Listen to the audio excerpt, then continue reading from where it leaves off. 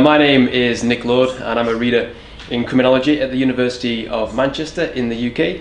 And I'm very pleased today to be able to interview Mike Levi, a professor of criminology from Cardiff University in the UK, as part of the Oral Histories project here in Sarajevo at the European Society of Criminology's annual conference 2018.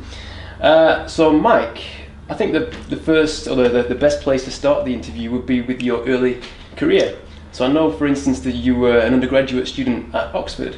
So, when did your interest in criminology or sociology, perhaps more generally, emerge?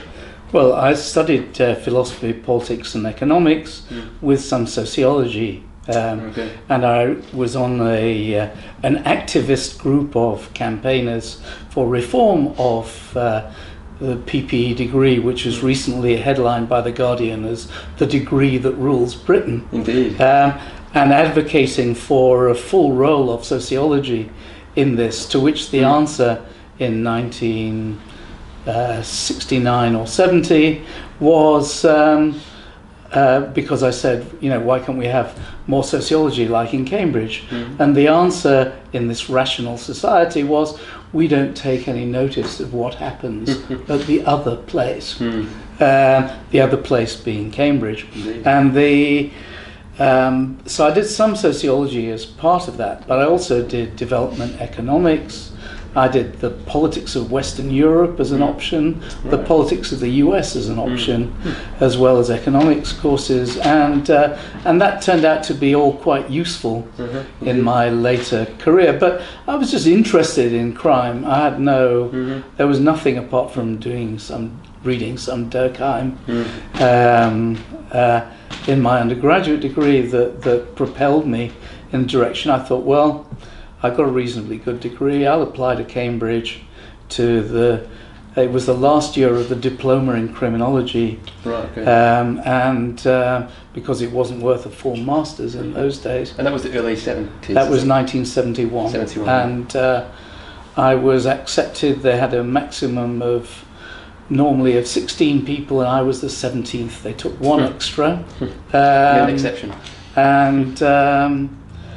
And then after that, I was talking to people about white-collar crime and what interested me in those days of ambiguity of the new criminology and deviancy theory, thinking about the boundaries. I thought, why don't I look at a type of crime, in this case bankruptcy fraud, long-firm fraud, which is done both by organized criminals and by ordinary business people. And I could look and think about that overlap and how they were dealt with, and how in what would now be called routine activities theory, how business was organized to detect this kind of crime and how people reacted to it. Yeah. So your interest then in the interface or the intersections between organised crime and what we would call white-collar crime was there right from the start then, with your original doctoral thesis around long-firm fraud. Yeah. It's continued to be a key element of your research since. So in thinking about your doctoral research then, the phantom capitalists and kind of this really interesting concept you came up with, I mean, could you talk more about the research you did there? Yeah, well, like many PhD proposals, and since we're talking on this kind of ESC oral history, it's very important. People don't always have a fully formed idea because access is a problem, as you know in your own fine work. You can't really predict how much access you're going to get or not get. So I always tell my students they ought to have a mini-max approach of things that they can certainly do and things that they hope to do. So if things don't go well in the hope to do list, then they can there's some things that they can fall back on. And in my case, that was thinking about the history of legislation against this phenomenon, looking at historical information about how historical cases, about how the crimes were organized, because from an early time I didn't like the concept of organized crime. I was always thinking, how is this crime organized? How is it reacted to? How is it detected? So I had kind of, if you like, that as my fallback. And then I thought, well, it'd be interesting to look at how this is policed by the credit card, but by business intelligence agencies, because how do you know that something is going to be a fraud? You want to try and prevent it. So I looked at the commercial prevention, and I also looked at policing. I thought, well, how am I going to get access to the police? I got access to the courts in the Old Bailey, the London Central Criminal Court, through my ex-supervisor in Cambridge, so I had access to past cases, which was a very laborious process. But I also met at a Cambridge criminology conference a superintendent from the fraud squad, who I was chatting to just out of friendly. I didn't know who he was, but he was on his own, and I was chatting to him, and he turned out to be a superintendent in the Metropolitan Police, and from there he kind of facilitated my access to the police, and when that was over, I mean, I looked at the business intelligence systems, how they picked up or didn't pick up fraud risks, which was then not something that criminologists do.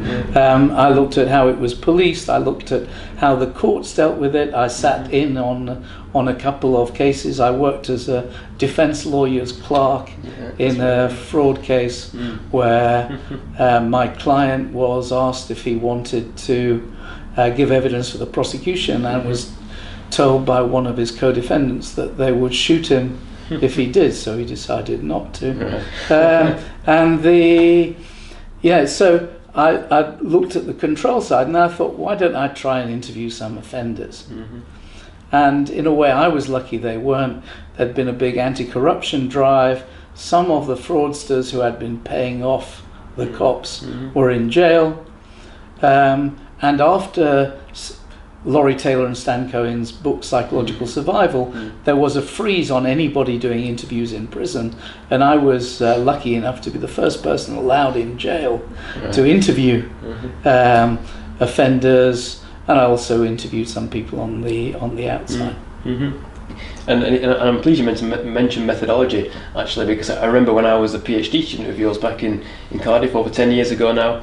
And one of the really interesting bits of the Phantom Capitalist book was the methodological appendix at the end, where you detail that process of trying to speak to different actors from different areas, all related to the issue of long-term fraud, in order to try and understand their positions, so the kind of the concept of verstehen.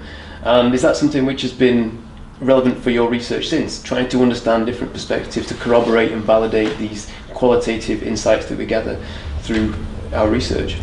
Yes, and I still think that's the right way. It's one way of, I suppose, complexifying the portrait. You know, there's a lot of criminological work that looks at, binary ways in which we treat people: criminals, not criminals, deviants, not deviants.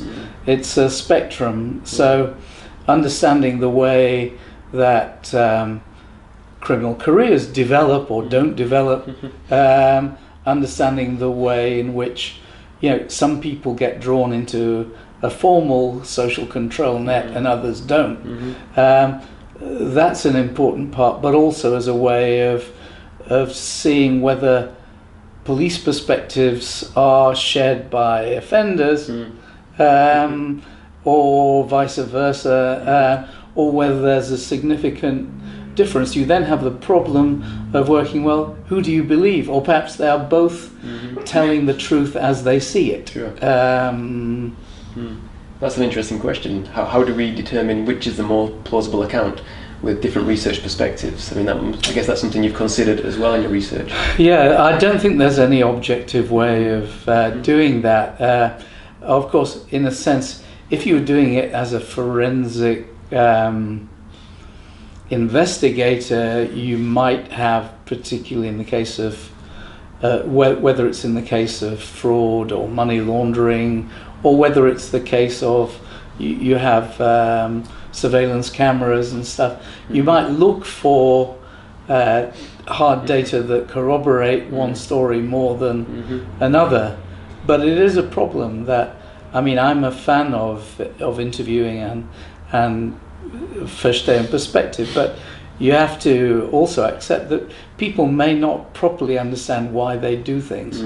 Sure. And I know I don't about my own motivation, so why should we expect criminals uniquely, or cops uniquely, to understand why they do things? That's a really good point. And just continuing the methodology theme, you mentioned as part of your doctoral research the fortuitous connections that you came across, and therefore you're able to snowball from there on to speak to more people in the area. And that's a theme which is quite common in white-collar crime and corporate crime research, in that it's very difficult to gain access to those elites, whether offenders or those involved in crime control. So do you think there's, in terms of the data available to us as white-collar crime researchers, is it inevitable that we have to pursue these more qualitative snowballing approaches, or are there alternatives there? Well, it depends also on the culture of the country and its relationships with research. I think the Netherlands is probably the most progressive from this point of view. Many Latin countries are the opposite. And we should not forget, from a southern criminology perspective, that in Africa still criminal statistics are sometimes seen, and in Arab countries, as state secrets, and in China. So you can't,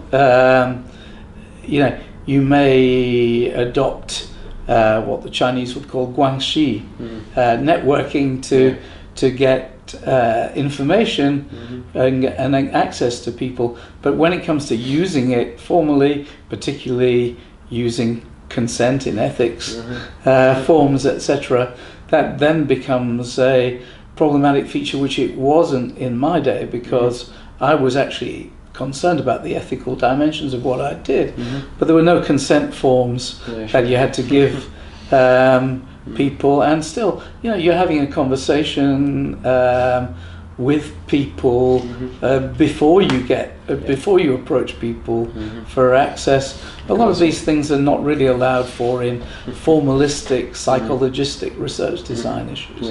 Yeah, very true. Okay, good. So your PhD then, that was at Southampton University?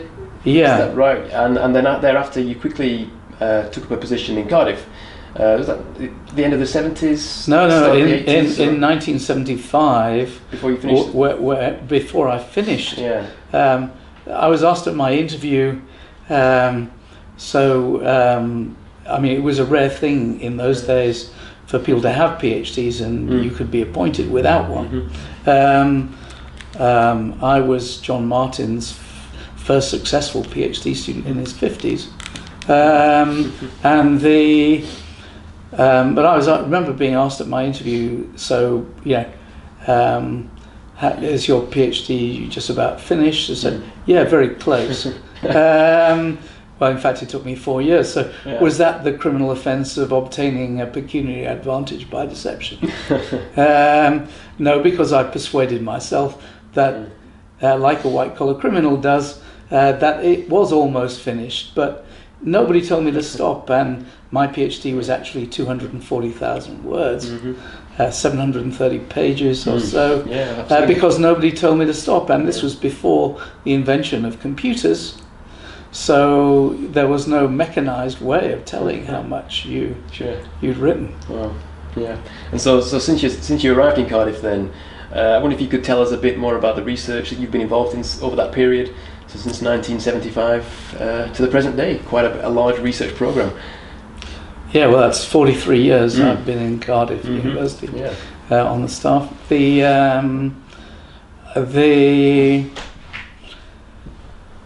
There's a variety of projects. Most of them are on business crime or organised crime. Of course, business crime can be crimes against business or crimes by business. And I've been involved in both. Some of the issues have looked, for example, I was appointed by the Royal Commission on Criminal Justice to look at the investigation, prosecution and trial of serious fraud. Some of them have been on, say, proceeds of crime investigation, confiscation. Some of them, I invented the corporate fraud survey in 1985 in a Home Office project. So I would say those are quite sort of revolutionary in way pieces, particularly in a place like the UK, where unlike the continental Europe, court cases are not routinely available for people to work with, and so you have to negotiate access every time. Then I've done other work on, for example, in the late 80s, after a big Brinksmat gold bullion robbery of £30 million, I was asked to do a review of bankers' responsibilities to the police and vice versa, because there was no report of suspicion, even though the laundering took a long time. But there was no laundering legislation then. So I was asked to do this report, and that snowballed into other projects looking at how people reported, how they developed suspicions of money laundering, whether they reported or not, and what were the effects of those reports. And without being too vain, I mean, a lot of that research has never really been repeated anywhere else. But it's very important because, lawyers emphasize, what crime should people be required to report on? But then you might say, well, what's the point of reporting if nothing happens to the reports? So this idea of process of thinking through from suspicion to reporting to investigation to either criminal prosecution or civil or regulatory sanctioning, and what are the impacts of that, is something I've tried to do in many different projects over the years. Sure. And much of your research has been quite kind of impact driven as well, so you've been able to inform policy and practice of UK authorities and beyond, across Europe and globally as well. So do you think having some kind of applied aspect to our research is important in what the area of white collar crime and fraud? Well, it was important to me. I don't think it's important to everybody. I don't think there's anything wrong in doing, if you like, pure sociological or oppositional activist stuff. I mean, the criminology is a broad subject. Everybody has a different. So it's perfectly okay with me if people want to study environmental activism. That's even if they're not having an impact on how prosecute, they hope to. But I would say some of the work that I've had that has had an influence has been because people wanted it to. It's naive to think that just because you have good evidence, people will always act on it. And that is a fundamental theory flaw in the notion of impact, that it's purely driven by the evidence. We know from studies of drug control that that is not the case. And so it's a question of politics. But if you can provide good evidence and people are willing to reappraise what they're doing, then that is a fortunate form of impact. And I've been fortunate with some of the work that I've done, and less fortunate in others. I mean, and others are more ambiguous, like, for example, the work we did looking at what has been the impact of anti-money laundering, very difficult analytically issue. That did push the authorities into including some real-world impacts in their evaluations, but it's a very difficult working process, and they want to keep the system going. So you have to be aware that you may not be successful. Doesn't matter whether you've got a history of being successful or deluding yourself that you're successful or not. You know, politics in the final analysis and institutional interests are sometimes more important than evidence. Yeah, sure. Good. And just continuing that theme then, around the impact that you've had, what do you think some of the biggest achievements are that you've had in terms of your contribution, on the one hand to policy and practice, but also to the production of knowledge and the literature, the criminological literature? I think, you know, there's an advantage in being first in an area.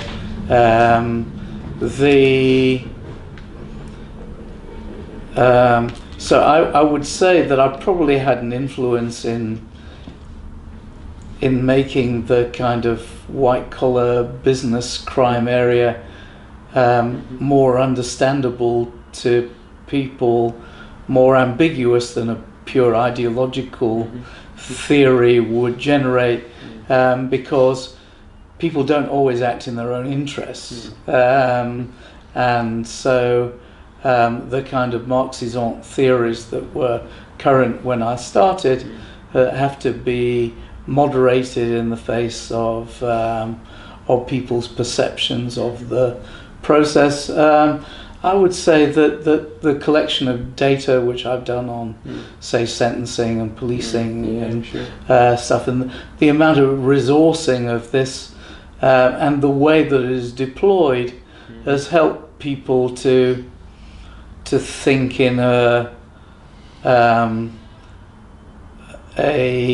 more systematic way about what they're doing.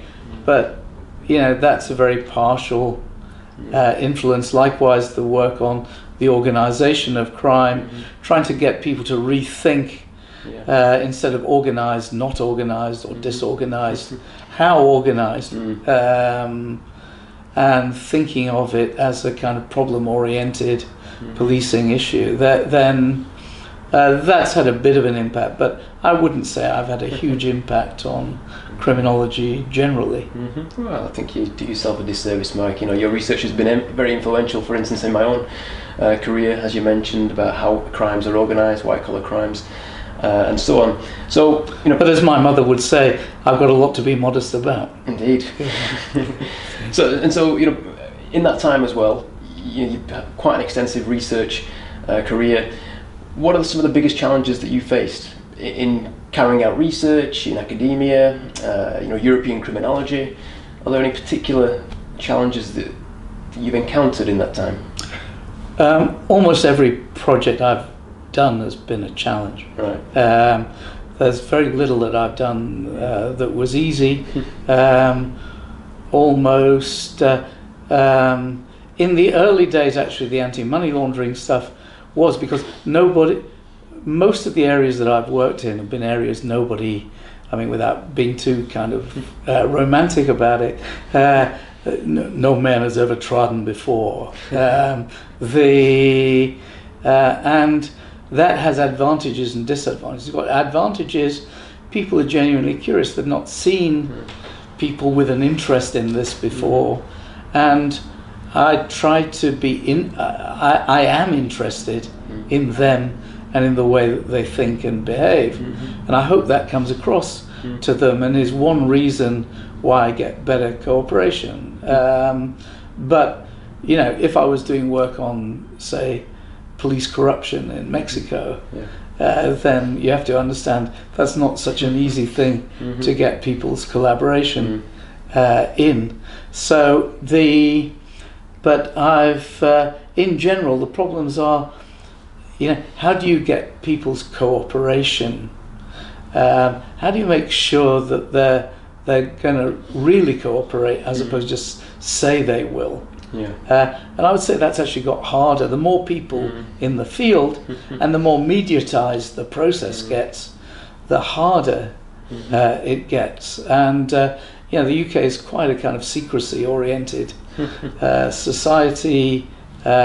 you know, because of your work with freedom of information requests and stuff. People often don't respond. You've got a limited time as a researcher. They know they can outlast you, so all they have to do is to cooperate very slowly, and your time will run out. And the advantage I have is that sometimes I'm not so desperate for time, but you have to realize it's in your own time as well. So time-limited projects where you need people's cooperation are always a problem. The politics of research have become more complicated as politicians arguably are sometimes less interested in doing a good job for society than in doing a good job for their careers. And as police chiefs likewise. So that my research was earlier in the early years because there was more developed public culture of doing a good job for society. And that was an ally. Now it's a kind of harder thing. People are, what could I gain or lose from this? And so that becomes more of a challenge to allay people's fears. So even though I've got a track record of behaving reasonably, the turnover of people means they may not know that. So, working out that reassurance remains a perpetual challenge, even if you're as old and experienced as I am. Well, I must admit, having you by my side in many of those conversations we've had at the start of projects has been very beneficial, given that your name is often well known in the sphere of economic crime and so on. I can certainly agree with you there. So we've mentioned the UK quite a few times. Obviously, we're both based in the UK, in England and Wales. So thinking about criminology in the UK, how has that changed over the time since you've been involved, say at Cardiff or before then? Are there any particular features you think of UK-based criminology? Or? It's grown enormously. I mean, when I was appointed, there were 2 lectureships in criminology in the whole of the UK that year. And if I hadn't got the job at Cardiff, which was my first interview, then I probably wouldn't have been an academic at all, because I would have had to have done as a jobbing researcher, whatever research was around on probation, on prisons or whatever. I wasn't that interested in that, and I probably wasn't any better at that than anybody else. So I probably would have quit, and maybe I would have been a multimillionaire merchant banker, or you could have been interviewing me in jail. But the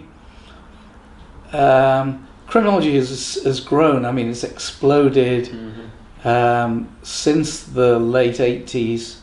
There are now lots of posts. I wonder how the subject can be sustained actually, but it has grown. People are doing much more diverse range of things.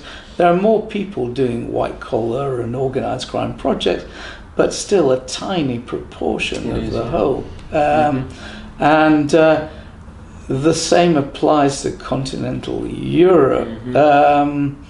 Although I would say there are more people doing sophisticated stuff in European countries than there are, with the exception of you and a couple of others, in the UK, and far more so than in the US. So I think one of the ways I would think things have changed is that almost kind of Europe has taken over from the US in the spheres of organised crime and white collar crime. So there's more sophisticated stuff being done in Europe than there often is in the US. I mean, that was my next question: the role of criminology in Europe and white collar crime research in particular, and how any differences that may exist with the US, where traditionally white collar crime research was at the forefront with the original research of Sutherland and Ross and so on. But I think you've answered that. Are there any other? Maybe just one point. I mean, there are a lot of people working on regulation stuff in the UK and the US and Europe are not part of criminology often, but the people are still concentrating, in some cases, on ideological. Health and safety at work, which is a very important area, or environmental offences are still very important and have been dealt with a lot. Financial services crime is much less dealt with, and remains, a very difficult area to access. Yeah, and why do you think that is then? Because of those difficulties around access? Because you can get data from regulatory agencies or from, death. I mean, the data issues are easier or less difficult. And you can speak to workers, and you can speak to employers and stuff easier in the kind of general way. Getting access to financial services personnel is a lot tougher.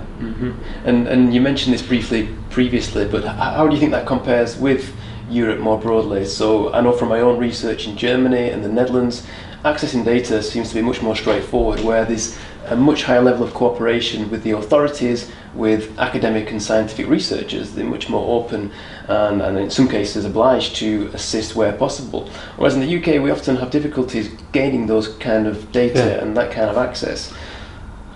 Yeah, it's not just Germany and the Netherlands, also Scandinavia. We should remember.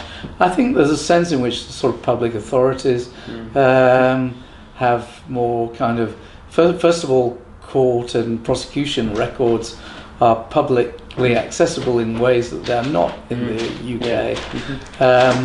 Even when I was a PhD student, working out how you get court records, even in a privileged position of access, was very difficult. So I think it's partly a mindset. It's partly about legal requirements.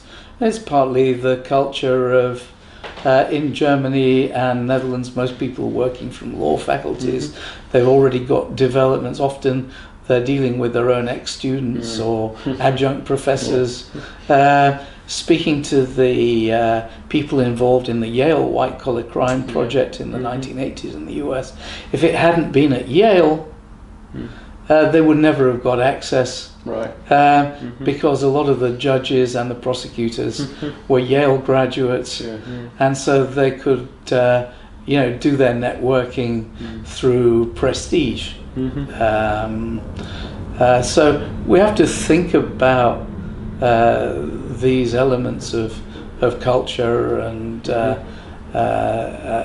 access. I have enabled other people, including yourself, to get access to stuff that they would have found much more difficult. It's partly because I do a lot of professional talks to practitioners, and therefore I'm known. If I was just writing in academic journals, however meritorious that is, then they wouldn't know about that stuff. Yeah, very true. Indeed.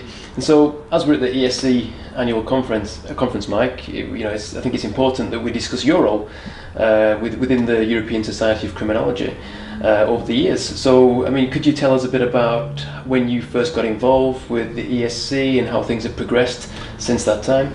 I was doing European work before the ESC was founded. The ESC was founded in 2000, the first marvellous conference in Lausanne, thanks to Martin Kilias and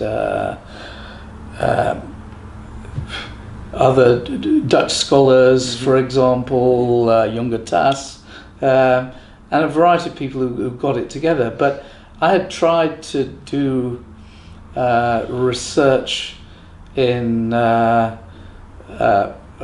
example, on EU fraud in the 80s.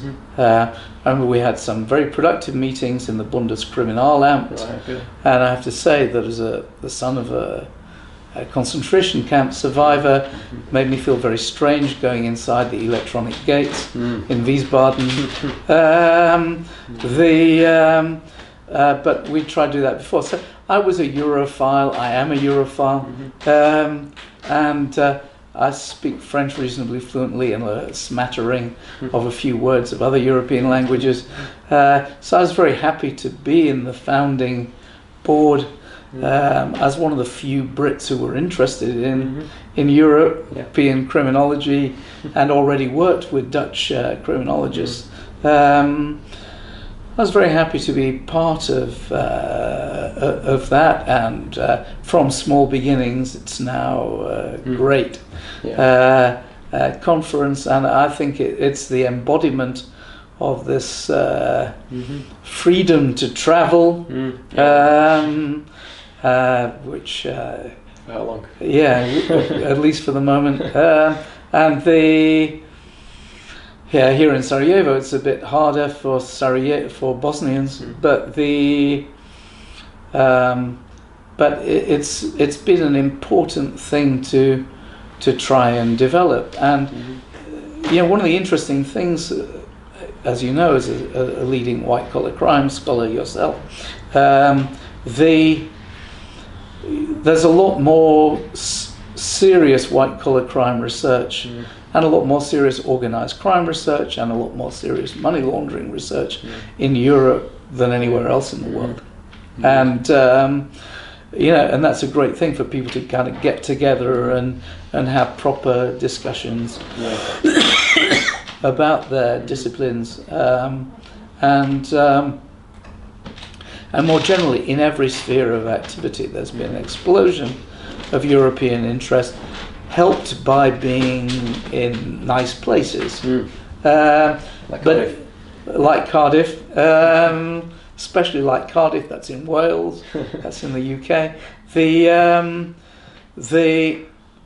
In nice places, but even in not such wonderful places, there's still very good attendance. Because people like the experience, and long may it remain. So European criminology is developed in diverse ways. I mean, the old days of my era, in which you could read everything that had been written on the subject, not that I did, but you could, and you could read everything that had been written about the subject. That's very long gone. So we're much more kind of specialized, atomized now, and I think that's a problem in Europe, in the US, everywhere.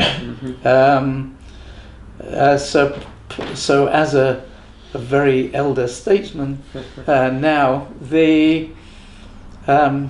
part of my job, as Ian Forster put it in Howard's End, is to only connect, and so to think about what are the crossover between different areas of the discipline, and to look for continuities, to try and reach out to people who are not initially interested in your stuff as to why they should. That's not a very successful thing to do. And so still, most people in most places are not that interested in white-collar crime. They might or might not cover it in their criminology courses. But there's probably got nobody researching it at a serious level.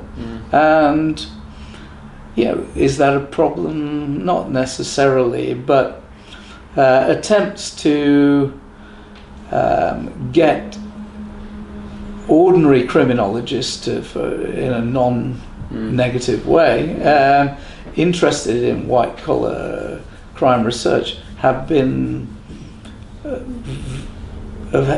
met with relatively little success. And continuing that theme of diversity within Europe and criminology generally, but white-collar crime research specifically, historically was dominant in North America.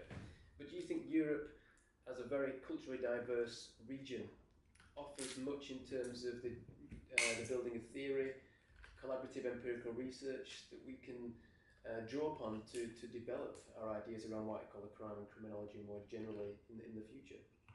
Yeah, I think there's a scope if the funding agencies can be aligned in this way of doing more integrated or more parallel research projects, such as people are now thinking about life course criminology for corporations, and for individuals, thinking about more for corporations, to think about variations in how prosecutors and regulators approach their task, trying to collect evidence on what is the impact of those things.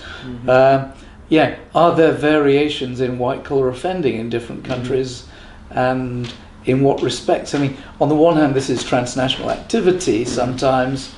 To what extent is it national activity? To what extent is it transnational activity? Do people, as cops say, do they just move to different countries that are more likely regulated to do bad things? Or is that a myth that people, as we know from money laundering studies, they often invest the money in places that they're comfortable with, that they know about? So testing those kinds of propositions as far as we are able, and that's a limited extent. So it will always be a challenge. It will always be a struggle.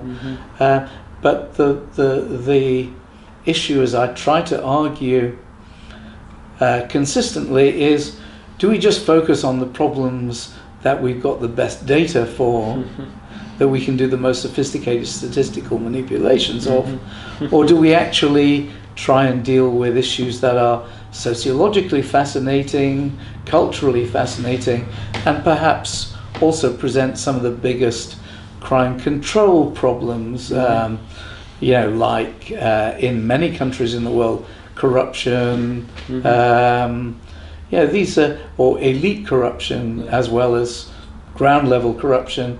If it's easy to get data on ground level corruption, so we need to be more innovative, and here data science developments, WikiLeaks, the investigative journalists, we need to be thinking about the diversity of sources to throw light on these dark corners. Indeed, yeah. And given now within European criminology, we have a lot of rich data emerging at the local level and the national level in terms of case study analyses. But do you think it's desirable or feasible to develop some kind of European dialogue or narrative, a true European discourse of criminology? Given that cultural variation? Yeah, I think there's a lot of variation within and between countries. What an overriding European. I'm not sure that there's anything specifically European, except in relation to those crimes that are against the European Union, or differently treated by the European Union. So I think it would be sloppy, in my opinion, to think about this as specifically European problem. There may be dimensions of this in Africa, like toxic waste dumping, like the laundering in Europe of proceeds of grand corruption. I'm not sure there's anything specifically European, but if you look at how Europe has tried to regulate those issues, you could say, well, what is the impact of specifically European regulation on those phenomena, and to describe and try and account for that specific European regulation in terms of lawmaking, rulemaking, political compromises in the creation of the European Public Prosecutor's Office. Things like that do have a specific European dimension. But otherwise, we may say, well, we can't get access, we can't do everywhere, so we're going to focus on European things. And through people working together in the ESC and otherwise, we can develop relationships to do things comparatively in a European way, hopefully even post-Brexit. Then those are, I think, reasonable goals. Good. It's important to try and think about the opportunities for pan-European, not the whole of Europe, because there's too many countries, 28 countries. I know from doing European projects for the Commission, there's not enough funding or time for big projects in all countries. So do you do a kind of thin and light project, Yeah. which, as you can see from my body, I'm not big on thin and light. But the projects, or do you try and do some more intensive things? In which case, think about why you are picking those countries. It's partly a convenient sample of which countries could cooperate. But I do think there's a good future if funding agencies can be persuaded to think in a not so national way, and can be persuaded to think there might be benefits not just of looking at crime control in your country, but what we might learn from other countries. And in the case of British politicians, not just from America, then that would be a good thing. In return, I would say that the work that you, Wim Huysman, and other scholars, Judith Van Eert, for example, have been doing in developing a European organizational crime and white-collar crime is very important for the future, because unless the next I will at some stage be bowing out graciously or not. And as the comedian Bob Monkhouse once said, I'd like to die in my bed peacefully like my father, not screaming and kicking and terrified like his passengers. When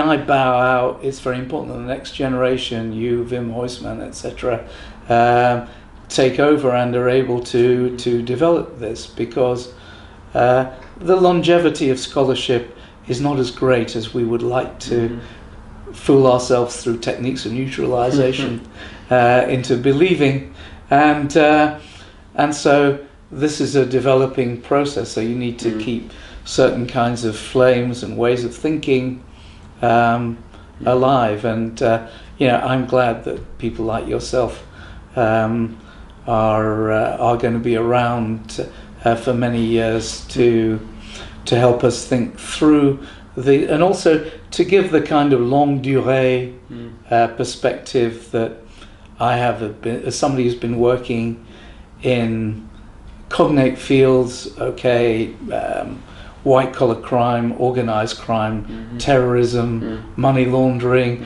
corruption, cybercrime. It's already a lot. But they're cognate fields for 43 years. So I have a sense of the evolution of these as social problems, what the drivers of these as social problems are, and of the way in which we react. And we're really back to Sutherland's criminology is the study of the processes of making laws, of breaking laws, and society's reaction towards the breaking of laws.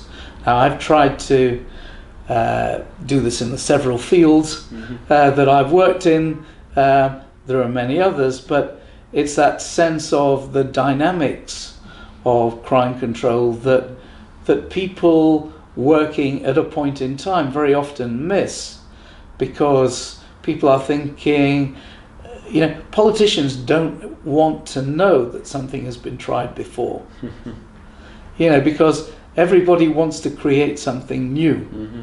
So they don't want to know it didn't work. They didn't, they want to try it because it's their project and it's their stuff. So part of the importance of historically informed criminology is to emphasize, well, what we know is not just what was done over the last 2 years, but over some longer period, and to help persuade people that just passing laws by itself has relatively little effect if they're not implemented, and if they're not implemented and regulated on the ground. As I once said when reviewing some work for the Home Office on strategies of organized crime policing, what is the point of having a strategy if you have no mechanism for getting from here to there? So we need to connect up the grander schemes to the life on the ground, And if I have a legacy at all, which is not at all certain, other than this film, which may be produced on technology that itself will become obsolete. If I have a legacy at all, then that is what I would like it to be. Excellent. Thank you, Mike.